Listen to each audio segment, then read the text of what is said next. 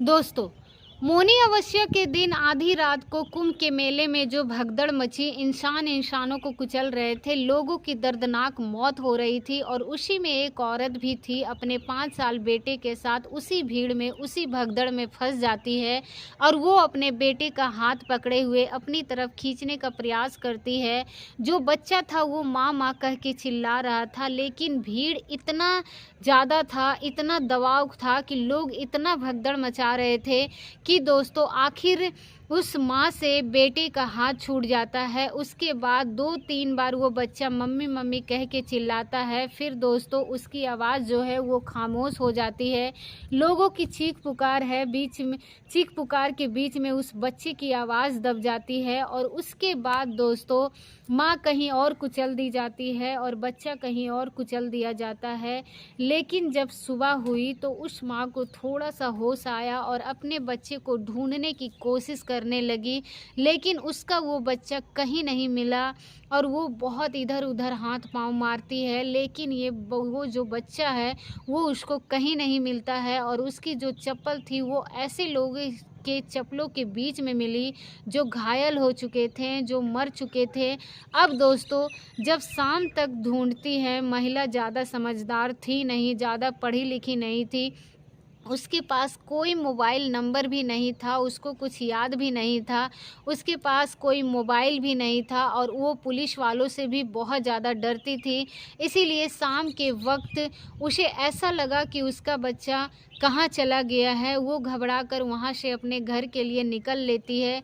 लेकिन दोस्तों अब उसका दिमाग काम नहीं कर रहा था, वो अपने घर आने के बजाय वो कहीं और बहुत दूर निकल जाती है। दोस्तों कुंभ के मेले में वैसे तो बहुत दर्दनाक घटनाएं हुई है, लेकिन ये एक ऐसी दर्दनाक कहानी है जिसे सुनकर आपको बहुत आश्चर्यचकित लगेगा। दोस्तों क्या कुछ हुआ, एक दर्दनाक कहानी है। आइए जानते हैं पूरी कहानी इस वीडियो में। लेकिन वीडियो में आगे बढ़ने से पहले बस एक छोटा सा रिक्वेस्ट है आपसे कि हमारे चैनल को सब्सक्राइब करें और एक लाइक करें ताकि मेरा जो हौसला है वो बढ़ता रहे। दोस्तों उत्तर प्रदेश के सिद्धार्थ नगर ज़िले में एक तहसील लगता है इटावा, और उसी इटावा क्षेत्र से 3 महिलाएं, एक का नाम लक्ष्मी और एक का नाम ममता और एक का नाम बिंदु होता है। ये तीनों प्लान बनाती हैं कि मौनी अमावस्या के दिन महाकुंभ में स्नान करने के लिए वो तीनों जो है वो कहती है कि ठीक है चला जाएगा। अब उनमें से जो लक्ष्मी थी उसका एक 5 साल का बेटा होता है जिसका नाम सूरज होता है। अब ये महिलाएं जो थी प्लान तो बना लेती है, लेकिन ये ज़्यादा पढ़ी लिखी थी नहीं, इनके पास मोबाइल भी नहीं था कोई, लेकिन कोई मोबाइल चोरी ना कर ले इस वजह से मोबाइल भी अपने घर पर छोड़कर दोनों महिलाएं चली जाती है। इसके अलावा इन्हें कोई मोबाइल नंबर भी याद नहीं था। वैसे भी इतना सोचने समझने का कोई ज़रूरत था ही नहीं, क्योंकि ये लोग कहती थी कि चलेंगे और साथ में जाएंगे, नहाकर आराम से साथ में चले आएंगे, क्योंकि बहुत सारे लोग ऐसा कर रहे थे, आराम से जा रहे थे, आराम से आ रहे थे।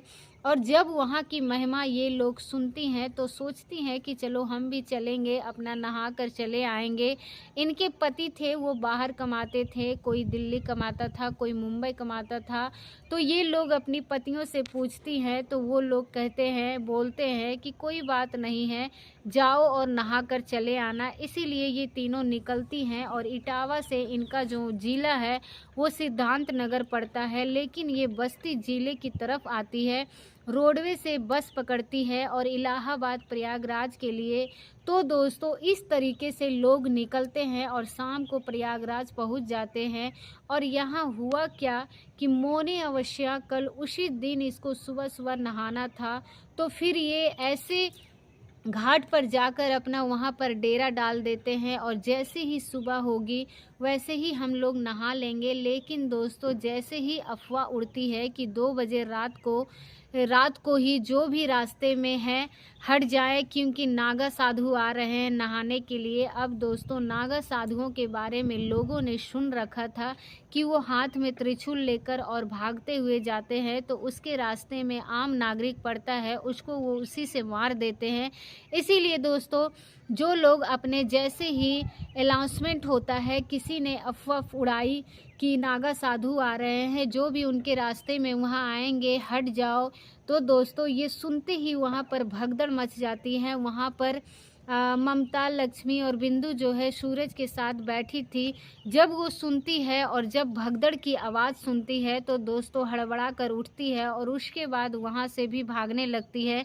अब जो सूरज था वो हड़बड़ाहट में ममता का हाथ पकड़ लेता है, जो कि उसकी चाची लगती है, जबकि उसकी माँ जो थी वो लक्ष्मी थी। और उसके बाद दोस्तों इन तीनों को जिधर भी रास्ता दिखता है उधर ये लोग अपना भाग कर निकलते हैं। जो लक्ष्मी है वो सुरक्षित जगह की तरफ निकल जाती है, लेकिन दोस्तों जो ममता थी वो जो एकदम भीड़ के चमेट में आ जाती है और भीड़ में फंस जाती है, लेकिन वो सूरज का हाथ पकड़े हुए कस के थी और इसको छोड़ना नहीं है चाहे कुछ भी हो जाए। लेकिन जब कोई पीछे से लात मार रहा था, कोई धड़ाम से गिर रहा था, क्योंकि इतना प्रेशर वहाँ पे हो गया कि जहाँ पर भी बांस बल्ली वगैरह बातें थे वो टूट गए। और फिर इंसान का हाथ क्या चीज़ है, उन दोनों की जो बॉन्डिंग थी, जैसे सूरज को पकड़ रखी थी, वो धीरे धीरे सरक जाता है और सूरज जो है उसके हाथ से छूट जाता है।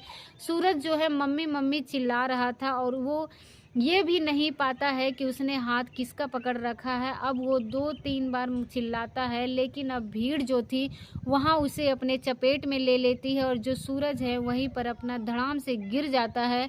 और जो ममता थी वो जैसे हाथ छूटता है, भीड़ उसको अपने साथ लेकर कुछ दूर आगे निकल जाती है। फिर उसके सर पर भी बांस पल्ली थी वो भी लगते हैं और वो भी वहीं पर साइड में गिर जाती है।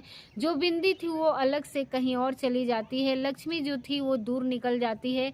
इस तरीके से वो आपाधापी हो जाते हैं, क्योंकि इतनी ज़बरदस्त भगदड़ थी, उसमें कम से कम 30 लोग मारे गए थे, सैकड़ों लोग घायल हुए थे और उस भगदड़ में ये चारों लोग 4 जगह हो जाते हैं। लेकिन जब भगदड़ मचती है, भगदड़ शांत होती है, आधे घंटे बाद जो ममता थी उसे कितनी चोट आई थी उसे इस बात का एहसास नहीं था। उसका सारा ध्यान जो था वो सूरज की तरफ लगा था। वो हाय हाय करके सोच रही थी कि पता नहीं उस बच्चे के साथ क्या हुआ होगा, सूरज कहाँ होगा, किस हाल में होगा। वो मुड़कर उसके तरफ जाती है, उसको ढूंढने का प्रयास करती है और जैसे ही देखती है कि सूरज एक जगह पड़ा हुआ था, उसके सिर से खून बह रहा था, जैसे उसको देखती है वो भी वहीं पर बेहोश हो जाती है। उधर जो बिंदु थी वो भी उन्हीं की कुछ ही दूरी पर थी, इन लोगों को ढूंढने लगती है। और जब तक वो बचाव कर्मी थे, पुलिसकर्मी थे, जो एम्बुलेंस की सारी चीज़ें वहाँ पर आ चुकी थी, बिंदु उसको ढूंढते ढूंढते जब वहाँ पर जाकर देखती है तो सूरज था, उसी के बगल में ममता भी पड़ी थी। वो करा रही थी, जैसे वो देखती है दहाड़े मार मार के रोने लगती है, ये क्या हो गया। वो लक्ष्मी को ढूंढने की कोशिश करती है, लेकिन अब वो लोग इस अवस्था में पड़े थे, उसे ये भी नहीं पता था कि जो सूरज है वो जिंदा भी है या उसके साथ क्या हुआ। वो जो है रात के 4 बजे वहाँ पर अपना छाती पीट पीट कर रो रही थी।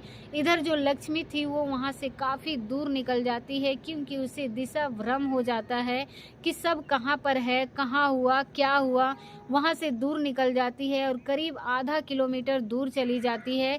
लेकिन जो बिंदु है इन दोनों की इस हालत में देखती है तो बचाव कर्मी की तरफ से आवाज़ लगाती है और बचाव कर्मी वहाँ पर पहुँचते हैं तो पुलिस वाले थे, वो सूरज और ममता को वहाँ से उठाते हैं, उसके बाद एम्बुलेंस में डालते हैं और साथ में बिंदु भी बैठती है, क्योंकि वो उनकी जानकार की थी, उन्हीं की गांव की थी। ये तीनों ही देवरान जेठान ऐसी टाइप की लगती थी और इस तरीके से उसको भी वो लोग हॉस्पिटल लेकर जाते हैं। इधर जो है लक्ष्मी अपना इधर उधर ढूंढती है, ढूंढते ढूंढते दूसरी तरफ चली जाती है और फिर वो जो है वहाँ पर रोने लगती है। लेकिन अब जो पुलिस वाले हैं वो उनसे भी बात करने से डर रही थी, इसके अलावा उसे कोई नंबर याद नहीं था। वो वह इधर उधर अपना ढूंढ रही थी, अपना घूमती है और उसके बाद जो है दोपहर हो जाता है। उसके बाद वो सोचती है कि शायद वो लोग घर चले गए होंगे, मुझे ढूंढ रहे होंगे, मुझे नहीं ढूंढ पाए हैं तो वो लोग घर चले आए होंगे, क्योंकि उसे ये था कि सूरज जो है ममता के हाथ में था और ये दोनों जो है ठीक होंगे। कहीं न कहीं वो उसको बचा रखी होंगी। लेकिन दोस्तों उसको क्या पता कि उन लोगों के साथ क्या हुआ था। जो है वहाँ से फिर निकल जाती है और उसके बाद लोगों के पीछे-पीछे रिक्शा पकड़ वो बस स्टैंड तक जाती है और वहाँ से बस काउंटर का वो इटावा करके आवाज़ लगा रहा था, जबकि ये इटावा की रहने वाली थी और इटावा, इटावा कह रहा था। और कंडक्टर की आवाज़ सुनकर जो लक्ष्मी थी वो जाकर इटावा वाला बस में बैठ जाती है और उसके बाद पुल चूँकि वहाँ से इटावा भी करीब 350 किलोमीटर था, जो सिद्धांत नगर था वो भी 300 किलोमीटर था।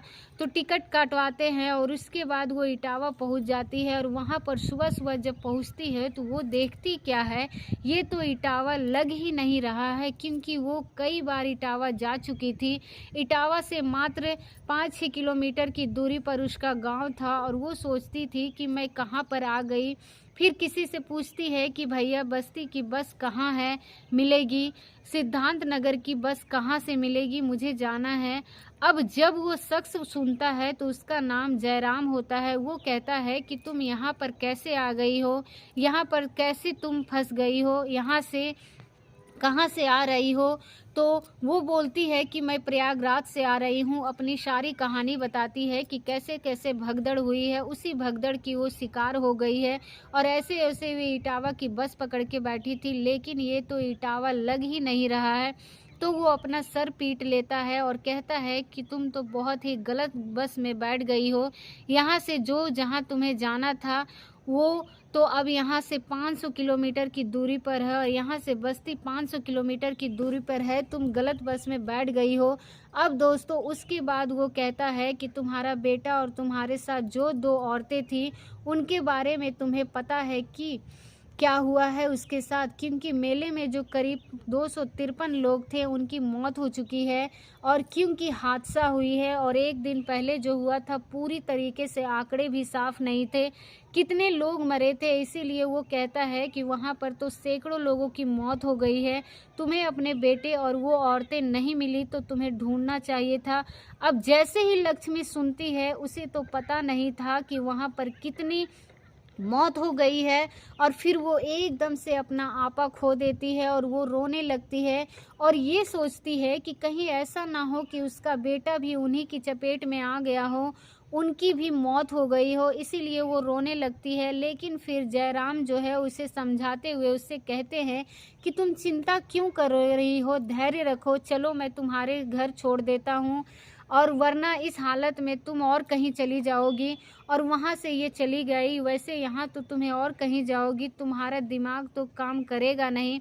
इसीलिए वो जो है अपनी वहाँ पर एक छोटी सी दुकान चलाता था, दुकान बंद कर देता है और उसके बाद वो लक्ष्मी को लेकर अपने घर चलता है और अपनी पत्नी से कहता है कि देखो इनके साथ ऐसा-ऐसा हादसा हो गया है, तुम काम करो कि कुछ खाना वगैरह बनाओ और इनके लिए, और मैं पहले इनको खाना वगैरह खिलाओ, फिर उसके बाद मैं जो हूँ इनके घर पर छोड़ आऊँगा।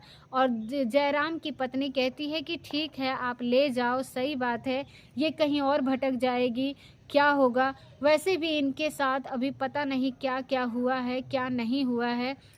उसके बाद वो फिर खाना वगैरह बनाती है, लक्ष्मी को खिलाती है और फिर ये लोग करीब शाम को बस पकड़ते हैं और बस्ती के लिए, जब वहाँ से बस्ती के लिए बस पकड़ते हैं तो इटावा से फिर वो बस्ती आते हैं और आते-आते उसके पूरी रात लग जाती है और सुबह आकर पहुँचते हैं। अब लक्ष्मी जो है ये सोच रही थी कि सूरज, ममता और बिंदु जो है वो घर पर पहुँच चुके होंगे, लेकिन जब वो घर पर पहुँचते हैं तो दोस्तों वहाँ पर तो जाते ही उनके होश उड़ जाते हैं, क्योंकि वहाँ पर सूरज, बिंदु, ममता का तो कोई अता पता नहीं था। गांव वाले पूछते हैं क्या हुआ, तो उनके मन में पहले से ही शंका था, उत्पन्न हो रही थी कि आखिर वो लोग भी तो गए थे, कोई खोज खबर नहीं है, किसी के पास मोबाइल नहीं है, पता नहीं वो लोग कहाँ पर है, कैसे है। लक्ष्मी सुनती ही नहीं है, वो लोग यहाँ नहीं आए हैं। तो दोस्तों वो बौखला जाती है और अपने आपा खो देती है। वो इधर उधर अब रोने लगती है और अब जो है उसकी हालत है वो देखी नहीं जाती है। वो उस गाँव वालों हैं, वो लोग जुटते हैं और उसके बाद लोग सोचते हैं कि चलो कुछ लोग वहाँ पर चले, प्रयागराज चलते हैं, कम से कम उन लोगों का पता लगाया जाए क्या हुआ, क्या नहीं हुआ। तब तक जो है 3-4 दिन बीत चुके थे और पूरे जो आंकड़े थे सरकार के वो आ चुके थे। उसमें वो बोलते हैं कि अगर ऐसी कोई अनहोनी हुई होती तब तक तो घर तक खबर आ चुकी होती, क्योंकि उनके पास आधार कार्ड वगैरह वहाँ पर था, इसीलिए वो लोग समझते हैं, कहते हैं कि टेंशन मत लो, शायद ऐसी कोई बात नहीं हुई होगी। उसके बाद वो लोग एक गाड़ी बुक करते हैं, बोलेरो भी बुक करते हैं और 5-6 लोग तैयार होते हैं और कहते हैं कि चलो प्रयागराज के लिए निकला जाए। और इधर जो है जयराम, वो लोग धन्यवाद देते हैं और भैया उनको बहुत बहुत धन्यवाद देता है और वो फिर अपने घर चले जाते हैं। अब उसकी पत्नी को फ़ोन लगाया, वो जो अभी यहाँ पर है ही नहीं। पत्नी भी वहाँ पर अपनी चिंता ज़ाहिर करती है कि पता नहीं वो क्या हुआ होगा, कैसे हुआ होगा। और वो 5-6 लोग गाड़ी बुक करके वो चले निकलते हैं और जैसे ही वो निकलने वाले थे वैसे ही सूरज, बिंदु और ममता, ये तीनों जो है वो आ जाते हैं। लेकिन दोस्तों, जब उसकी हालत लोग देखते हैं तो वो हैरान हो जाते हैं, क्योंकि सूरज के सर पर पट्टी बंधी हुई थी, उसकी आंखें एक तो रो रो के सूजी हुई थी। सूरज जो है उसे चोट भी लगी थी और ममता जी उसे बहुत बुरी तरीके से चोट लगी हुई थी।